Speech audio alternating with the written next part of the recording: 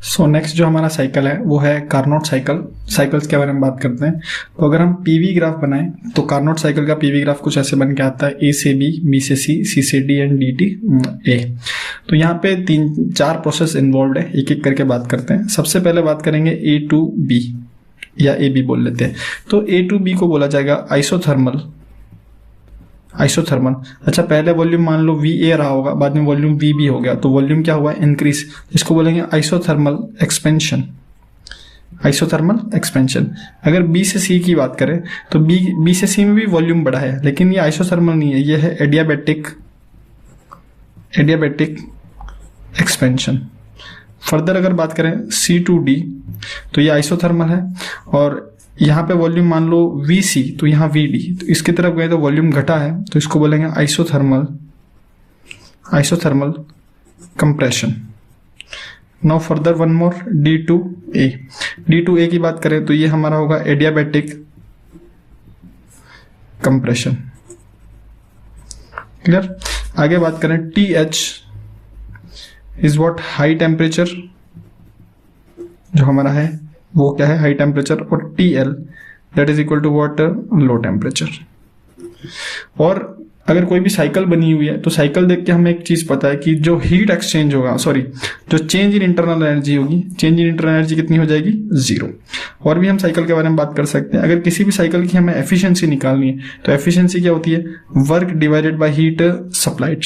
And what is work, अगर cycle है तो साइक्लिक प्रोसेस में जो वर्क होता है, या तो आप इसका एरिया निकाल लीजिए, या अपन बोलेंगे Q supplied minus Q rejected. तो एक एफिशिएंसी का formula Q supplied minus Q rejected divided by Q supplied. ठीक है, एक एक प्रोसेस के लिए पर्टिकुलर बात करके हम इसमें वैल्यू पुट कर सकते हैं। चले एक एक प्रोसेस की बात करते हैं। तो सबसे पहले जो ए से बी प्रोसेस है, ए से बी कौन सा प्रोसेस है, आइसोथर्मल। और इसमें भी क्या हो रहा है, एक्सपेंशन। क्या हो रहा है, एक्सपेंशन। तो आइसोथर्मल एक्सपेंशन के बारे में फर्दर बात करेंगे। तो देखो आइसोथर्मल प्रोसेस में चेंज इन इंटरनल एनर्जी क्या होता है, 0। तो जितनी भी आप हीट दोगे ए से बी में, वो सारी किस में कन्वर्ट हो जाएगी, वर्क में, फ्रॉम वर्क ए बी। और वर्क का फॉर्मूला क्या होता है, NRT। अच्छा, ए से बी में जा रहे हो, टेम्परेचर हाई है तो हम यहाँ पुट करेंगे T high ln volume of B upon volume of A, क्योंकि volume final minus volume initial चलता है। ठीक है, सेम चीज हम अप्लाई कर सकते हैं। अगर हम ए से बी के आइसोथर्मल, सी से डी के लिए भी अप्लाई कर सकते हैं, क्योंकि वो भी आइसोथर्मल प्रोसेस ही है। हाँ, उसमें कंप्रेशन है तो उसके बारे में देखेंगे। सी टू डी में भी जो इंटरनल एनर्जी होगी वो क्या होगी, 0। इसके बारे में लिखना चाहे तो लिखेंगे आइसोथर्मल कंप्रेशन। देखे तो जो हीट एक्सचेंज होगी सी टू डी में, that is equal to what, work done C to D that is equal to what, NR temperature put करेंगे तो सी टू डी में जा रहे हैं तो लोअर टेम्परेचर यूज होगा, तो lower ln VD divide by VC, volume final minus volume initial. ये बात समझ में आ रही है। अच्छा, एक चीज और भी अगर हम देखें तो यहाँ पे बता सकते हैं, ए से बी में वॉल्यूम बड़ा है तो वर्क कैसा है, पॉजिटिव। वर्क अगर पॉजिटिव है तो हीट जो एक्सचेंज है या हीट गिवन है वो भी क्या होगी, पॉजिटिव। और हीट गिवन है मतलब आपने हीट को क्या करा है, सप्लाई, Q1 हीट को आपने क्या करा है, सप्लाइड। और सी से डी में वॉल्यूम घटा है तो फाइनल जो वर्क आएगा वो कैसा आएगा, नेगेटिव। तो हीट भी कैसी आएगी, नेगेटिव। हीट नेगेटिव आने का मतलब हीट नेगेटिव आने का मतलब जो हीट है वो क्या हुई है, रिजेक्ट। अच्छा, ए से डी और बी से सी, ये दोनों प्रोसेस जो है वो एडियाबैटिक प्रोसेस है। तो एडियाबैटिक प्रोसेसेस जो होते हैं उनके अंदर कोई भी हीट का एक्सचेंज नहीं होता। इन प्रोसेस में कोई भी हीट का एक्सचेंज नहीं होगा। तो फर्दर हम बात करेंगे लेकिन उन दोनों प्रोसेस की। तो देखें ध्यान से, B2C एंड D2A। तो B2C की बात करते हैं। B2C जो कि एडियाबैटिक प्रोसेस है, और D2A ये भी कैसा प्रोसेस है, एडियाबैटिक प्रोसेस। B2C में एडियाबैटिक के साथ साथ यहाँ पे क्या हो रहा है, एक्सपेंशन, और यहाँ पे क्या हो रहा है, कंप्रेशन। देखे ध्यान से, अगर B2C को टेम्परेचर और वॉल्यूम की टर्म में लिखना चाहें तो temperature higher, volume of B gamma -1 that is equal to temperature lower, volume of C gamma -1।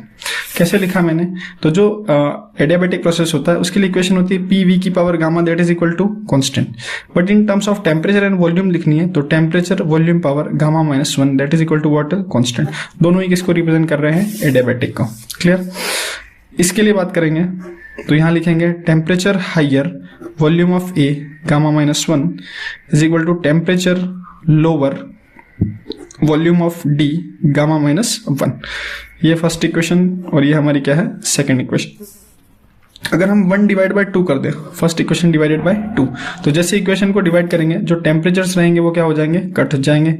तो हम बोल सकते हैं volume of B upon volume of A is equal to volume of C divided by volume of D. ये हमें क्या मिल गया यहाँ से, वॉल्यूम का रेशियो।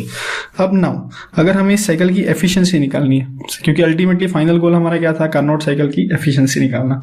तो अगर एफिशिएंसी निकालोगे तो एफिशिएंसी के लिए जो फॉर्म निकल के आएगी, efficiency is what, Q supplied minus Q rejected divided by Q supplied.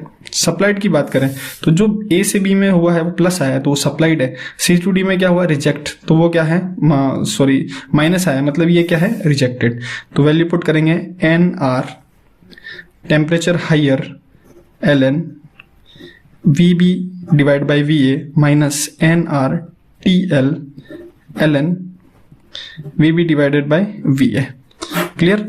ये d बाय सी था, लेकिन मैंने d बाय सी जो है उसको किसके बराबर लिख सकते हैं, a बाय b से, divided by N R T H L N V B divided by V A. Final formula जो निकल के आएगा उसको बोलते हैं efficiency is equal to temperature higher minus temperature lower divided by temperature higher. बस आपको ये फॉर्मूला ध्यान रखना है, मेंस में अगर सवाल आएगा तो इससे आएगा। अच्छा एक चीज और, टेम्परेचर जो यूज होगा वो मस्ट है कि किस में यूज होना चाहिए, केल्विन। किस में यूज होना चाहिए, केल्विन। और थर्मोडायनेमिक्स में जो सबसे मोस्ट एफिशिएंट अगर कोई साइकिल है तो वो कौन सा साइकिल है, Carnot cycle. The most efficient cycle is what, Carnot cycle. इस पे बेस्ड कुछ न्यूमेरिकल और आगे थ्योरी देखेंगे। तो फॉर्मूला आपको ये ध्यान रखना है, efficiency is what, higher temperature minus lower temperature divided by higher temperature.